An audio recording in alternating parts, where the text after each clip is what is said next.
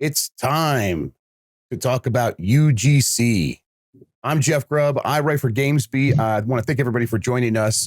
We're going to talk about user-generated content right now. I'm joined by Damien. You want to introduce yourself? Hi, Jeff. My name is Damien Mauric, heading business development at SEGA Europe. Thanks for having us today. Romain. Yeah, sorry. I interrupted Hey, you. Jeff. Go ahead, Romain. Yeah. So I'm Romain. I'm the head of Amplitude Studios based in Paris and co-founder as well. Scott. Hey, Jeff. Great to meet. Thanks for having me. I'm founder of mod.io and also mod.io, which is in its second decade now. So there's a reason that we're all talking together. You all have basically collaborated to begin putting mods into various games and into an Amplitude game that's published by SEGA. You guys tell me. Let's start with Scott. Scott, mod.io is the platform that Amplitude Studios is using for humankind. Can you tell me what problems you solve? What does that do? What does mod.io provide for people? Yeah, absolutely. So basically, mod.io started a number of years ago because we wanted to help studios build a closer bond with their creator community and to really encourage greater collaboration, greater content creation, make it more accessible for the players, but most importantly, available everywhere. So that means PC, console, VR, mobile. Historically, it's always been a PC endeavor. And so we really wanted to expand its reach and then leverage creator events and community involvement and just work on doing all these things that can make it even more impactful and powerful than it has been over such a long period of time. Now, when I think about this, I think about maybe going back to like 2015 at a time when Steam and Valve were trying to make mods a business and saying, hey, people are going to make mods and then the consumer's going to come and pay for it. And it was a disaster that lasted like 5 days. A lot has changed since 2015. Damien, let me ask you, from a publisher's perspective, when you look at the opportunity that mods provide, do you see that things have changed since 2015, and what opportunities do you see? I think that as a publisher, we really love supporting modding and the community. I mean, all of our games and all the games created by our studios have a very, very large community of modders, and we really encourage them, and we even sometimes release tools for helping them to produce more content. So we're part of SEGA Europe, and the games created by our studios are mostly strategy game, management, militia games, and we've always encouraged the community to create content because it allows us to achieve multiple things. First is to continue to deliver content for the players, which is great, but also make sure that they continue to be engaged with the game and the franchises. I mean, we have games we still have large number of players, even if they've been released 6, 7, 8, or even 10 years ago. Company of Heroes is a good example, for instance. Company of Heroes 2 still has a large community of modders, and we still see new mods coming in, and we still have IMAUs on the game. So for us, it's really important to make sure that we continue to sustain the game and the franchises and to continue to engage with the players. So we're very supportive of that in general. And that's the reason why we started working with Scott when they first presented us the mod.io, because we were looking for a solution for humankind when we launched it last August, because traditionally we had exclusively released our games on Steam, where we had Steamworks, but Steamworks is great, but it's exclusively for the Steam users. And we wanted to deliver the same experience across all the platforms. And I don't know if you're aware, but when Amplitude released Humankind at launch, we released the game on Steam, but also on Epic and on Microsoft's. So we wanted to make sure that we would put all the players at the same level so they could have access to the same content, including mods. That's the reason why we started working with Scott and his team at mod.io. Yeah, Romain, mods aren't a magic bullet, I'm sure, but I can't imagine a game lasting a very long time without having user-generated content. Is that something that you agree with? Is that something that sounds right? Well, we could imagine that maybe the game makers would have to create content for a very long time to keep the players engaged, right? So that's a possibility, but it would not work the same way. And first of all, when it is created by the users, it's they will do things you would never think of. So then it would offer content you could never offer. And this is where that offer becomes very complementary. So obviously, yes, you're right. It will make the game live for a very long time. And for us, it is such an opportunity. Even sometimes what we've seen in the past was even to evolve our own game. So we have content we would never think of, or sometimes there's improvements for the actual vanilla game we would never think of. And so what we've done in the past, for example, was to include a mod that was created by the community that was extremely successful into the main game. So there's so many reasons why for us, modding is key.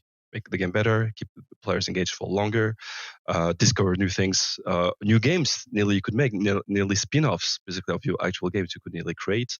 So it is a huge source of inspiration. Yeah, it's games that have stopped getting support from not stopped getting support, but stopped getting new content. Like, imagine a lot of games in the top 50 on Steam or whatever are games that survive a lot on having mods. I mean, Skyrim's a big example. But there's a lot of examples like that. I would think. Scott, when you hear developers talk like this, and you guys when you come to them and they say, "This is our problem. This is what we want. This is what we need." What exactly is mod.io providing to solve those problems? Is it just are you going there and being like, okay, we are going to have this magic bullet and you're just going to have a ton of content. You don't have to worry about anything. Or is it a little bit more like, okay, no, we understand that the specific problems with getting a community onto your platform on places that aren't Steam Workshop? Yeah, so there's a fair bit of lift behind the scenes, and there's a lot that goes into running a successful modding community. So some examples of that is the content creation and sort of the creativity of the players. That sort of just happens, and that is the lifeblood of this. And they'll figure out ways to modify the games. They'll use the tools that the game developers have provided, or maybe they'll use their own 3D editors and other systems. But where mod.io comes in is we want to help studios actually sort of be able to capture the magic that's coming from here, and they need a way to get that into their in-engine experience so players can access it through a click of a mouse. So historically, the way that this happened is a mod creator would make a mod, they'd send it to a site like ModDB or Nexus Mods or some sort of community like that. But that's somewhat disconnected from the gaming experience, and in some respects, only the hardcore players could access that content because they had to leave the game, go to the site and download it and then install it and hope that it works. Where mod.io and Workshop and I suppose modern solutions come into the fore is we provide APIs and SDKs. So if you're developing a game in Unity, Unreal, or even a custom engine, we've got a drop-in tool now that you can integrate into your game. It's got UIs to make mods feel easily browsable in a web-like manner. As a player, you subscribe, you can manage your mod collection, you never have to leave the experience. It's all synchronized automatically. Game studios benefit from that because the implementation becomes quite straightforward. The player community benefits because now mods are accessible. Creators can find an audience really easily. And ultimately, for the studios, now that they're running their own community, they can bring that to multiple platforms. They can run events and things in unison with that fan base and create a sort of engagement they've got growing. And so we help add in all those elements. So we attach the metrics, the discovery, the community, the subscriptions, the ratings, and all those other systems to give that UGC life and vibrancy, because ultimately our goal here is just to bring UGC to more players in more places. I read a story where you gave a prediction, Scott, that $1 in $10 in the future will be spent on UGC. Where's that at now? And do you think what obstacles do you see to getting to that point? Because obviously mods create a lot of value for players. They create a lot of value for developers. I mean, there's a lot of people like throughout this entire chain that it's like, okay, there's a lot of value, but that also makes a lot of stakeholders, right? And gamers are accustomed to getting mods for free. That was the big issue with the Steam implementation. What are the obstacles between now and then? And then, what is the ceiling on this? I think that modding historically sort of been at arm's length. So it's been unofficial, third party. There's been no real collaboration between the studio and the creators and the players. We, in many respects, think that modders have the opportunity to become as impactful and influential as influencers on Twitch and other platforms like today. And really, the only reason why that hasn't happened is the community, the compliance, the curation, and all these systems require really careful thinking to manage it and to make it work. And there really is no solution that helps guide and assist studios on that journey. And that's really, again, where I think the potential can happen. Once these parties are all operating in unison, all of a sudden, influencers like they did on Twitch, creators can start to become sort of organized and professional because they can start to capture the value that they're helping creating for studios and everything else. And so I think UGC is in the very early days, but what Roblox did last year, they launched one of the largest gaming franchises, publicly traded businesses on the planet. I think that's a repeatable success story. There just needs to be systems that help studios forge that relationship with their creator base, and then in turn, their players will see and recognize the value that professionalism brings to the type of content and experiences and creativity that they can now explore through those games, and they can stay in their favorite worlds for longer. Damien, SEGA fully understands like how having to have like conversations with gamers and a relationship with gamers. What do you think is SEGA's position right now in terms of eventually starting to build maybe a marketplace, a large marketplace around people paying for user generated content in many of SEGA's games? So that's a good question, Jeff. I think at the moment we're still looking at what monetization of UGC could mean, because there are a lot of legal implications. And I think that's the biggest challenge for lots of publishers at the moment, is to understand what would happen if someone from the community is bringing third-party content, unlicensed third-party content, and start monetizing it. So there's a big risk here for the publishers. So curation and moderation is one of the aspects that should be looked at with a lot of caution. And so these are the kind of things that we're trying to understand. But there is definitely an interest on having a marketplace for UGC, because it means empowering the modders and creating more content, but also quality content, and for them to understand that they can generate a revenue through this. So that's something that at least at SEGA Europe level we're looking at. We're still cautious, but we think that there's definitely something happening here. And it's going to be an interesting place to be in the future. And obviously, when you're working with someone like mod.io, like it provides you a chance to begin experimenting and getting ideas, right? I mean, Scott, like, what do you say to the issues of copyright? Obviously, this is not a concern, I'm sure, that is new to you. You've probably heard it every single time this comes up. We've seen it for 2 decades now through mod.io and running that community over a very long period of time. What I've learned is that creators should, the most amazing thing is that the more you enable them, the more that they're going to experiment, try and do. And that's a wonderful thing, and that should be celebrated and encouraged. However, taking the next step and introducing potentially commercialization into this requires a lot of thinking. And that means probably not necessarily introducing it to a game that has a large established audience and modding community and then changing the rules on them.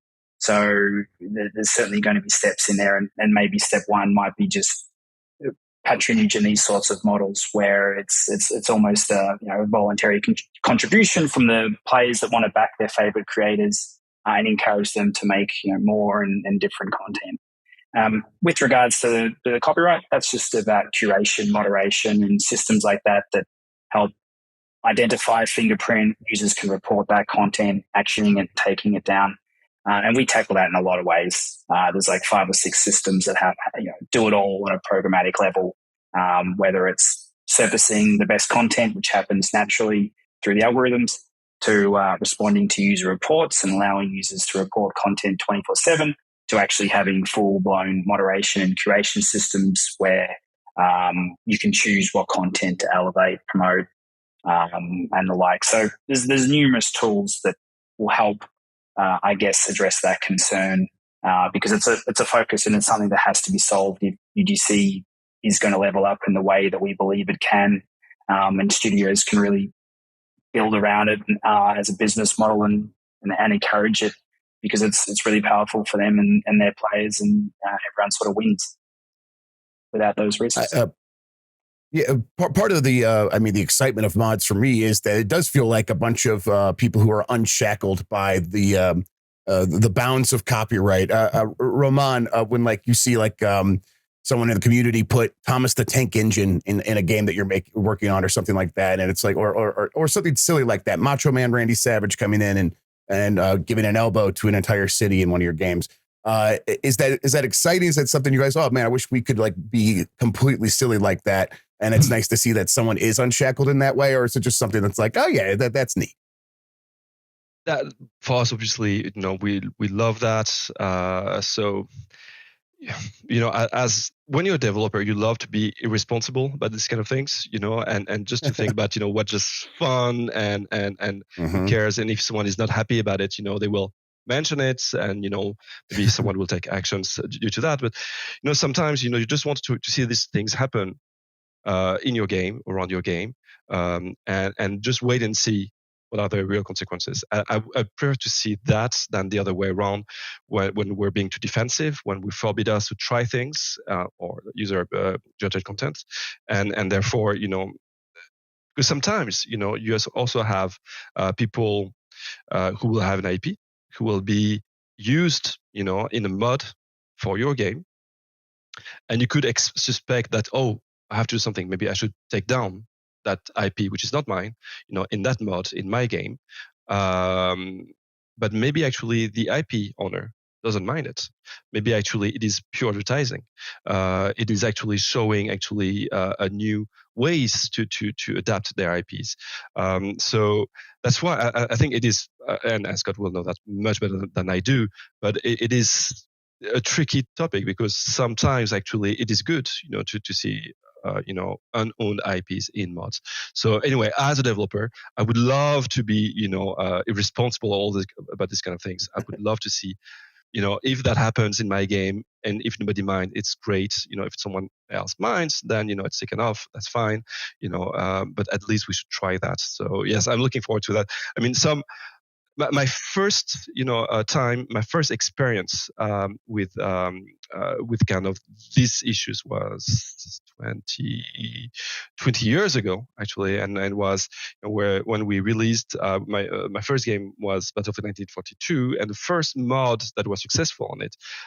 First of all, we didn't believe people could do mods on the game, and anyway, they did mods, and so they will always find a way to make mods. And the first successful mod was a Star Wars mod, and so obviously we were in awe, in admiration, in front of that mod. First of all, what they were doing with the engine was incredible. None of us thought we could do that with the engine. So we were just like trying to spy and just understand what they were doing. And of course, one day arrived when, it was taken down. And so we were in shock, because it was the most amazing mod we've ever seen. It was making a lot of amazing advertising for the game, for us, but actually it was amazing for Star Wars to show the potential they would have in video games. Obviously, a few years after, they made some amazing Battlefield-looking games, with Star Wars and partly, so it did help, everyone. But yes, but it showed for me what I was especially surprised by, the ingenuity and the possibility that these modders showed us. Yeah, I think the great thing about mods is always it's a philosophy of forgiveness is better than asking for permission, and I don't know, something about that really appeals to me. Scott, let's say that we do get to a point where go ahead, please. I was just going to say, and just to add to that point, some good recent examples of that happening was like Netflix when Squid Games blew up, and Netflix went on the record saying that when they were asked about it, there was a lot of content appearing red light, green light in Roblox and the like. And I think Netflix said, look, this is really interesting what the creator and the community are doing and how they're interpreting our film in different ways and bringing it to these different places. So there's a lot of studios and brands and the like that really, I guess, almost encourage fan film remixes and fan inspired content for their titles. And for those that don't, that's why the DMCA process exists. It gives them an opportunity to say, no, we submit a DMCA report, that gets action, that content gets taken down. So it's a really good way of sort of enabling and encouraging some creativity. It all goes up. Some brands love it.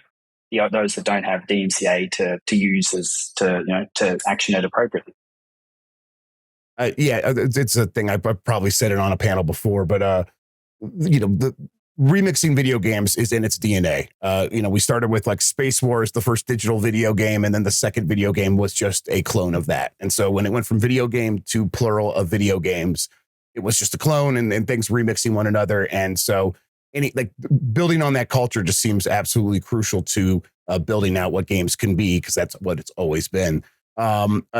Scott, I wanted to ask, though, let's say we do get to a point where UGC and paying for UGC is something that's common.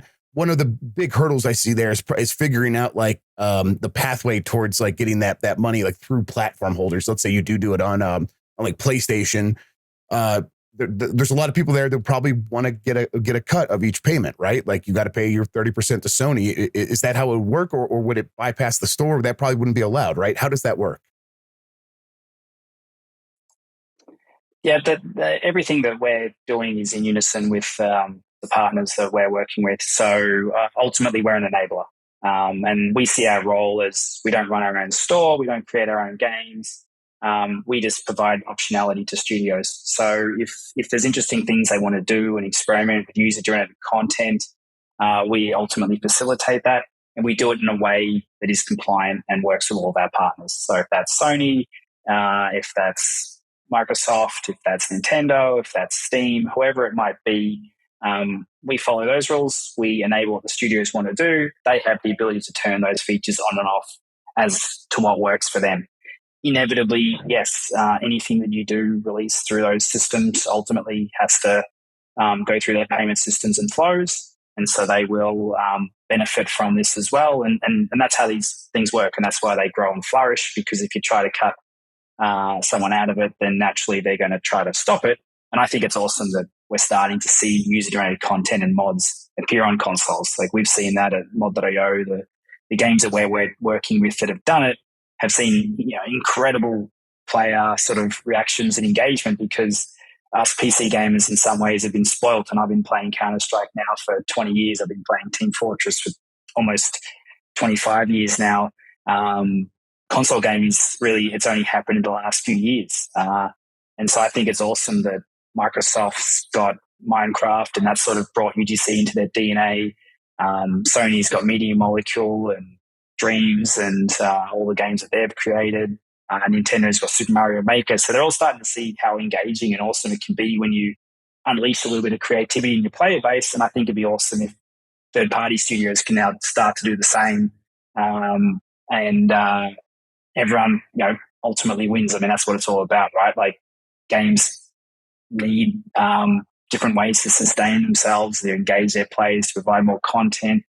That sort of investment does require systems that work and can allow the next development cycle to happen.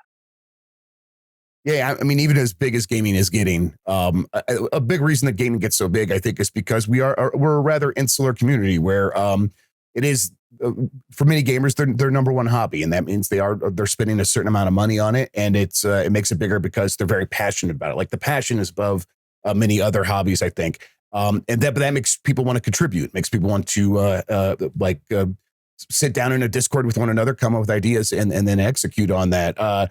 I mean, Damien, let me ask you, as we start to wrap up here pretty soon, when you look at the future of like what SEGA can do with UGC and mods and something like, mods.io, is this something where you guys, okay, yeah, we had this great experience with Humankind and getting it mods built into the game in a very easy way, not just on Steam, but on these other PC platforms. Do you see a future where you are enabling mods for all kinds of games and on all kinds of platforms beyond the PC? That's a very good question. I think we're still exploring at the moment. Our studios at SEGA Europe are mainly developing PC games, but I think if we have the opportunity to bring mods to console games like we've done for years on PC console, I think we will try to do it. That's definitely one thing we want to do, just to make sure that we deliver the same experience to our users wherever they're going to play with our games. So if we enable somehow modding and we support the modding community on PC on platforms such as Epic, Steam, or Microsoft, as we've done, yeah, why not doing it on console? I think it would be fair for the community, and there's no reason why gaming on PC should be better than gaming on consoles. You should have access to the same type of content. So yes, I think in a way we're supporting, but it comes down to the studios who are making the games and we're developing the games eventually for consoles, because they are the ones implementing the experience and sometimes providing the tools for creating additional content, which was the case for Amplitude and Humankind. They provided a lot of tools for the community to create additional content, which was great. Well, yeah, Romain, what do you think? Is like when you guys release games on console going forward, would it be nice to have mods to come along? Oh yeah, for me that's a given. That's obvious. Yes, sometimes actually in what we've seen in the past, knowing that we could not have mods, on consoles, knowing that the game would be different on consoles, sometimes was something that could even stop us. We say, why would we want to have two different games, basically, and especially when that after a while, as you said earlier, people what they want to see is to play the game with their mods on, and they don't want to see the pure vanilla version. All right, guys, I think we're going to wrap up. I want to thank everybody for watching. I really appreciate it. Damien, Romain, Scott, thank you all so much for your time. This was really excellent, a really good conversation. Everybody stick with us. And once again, thank you so much for tuning in.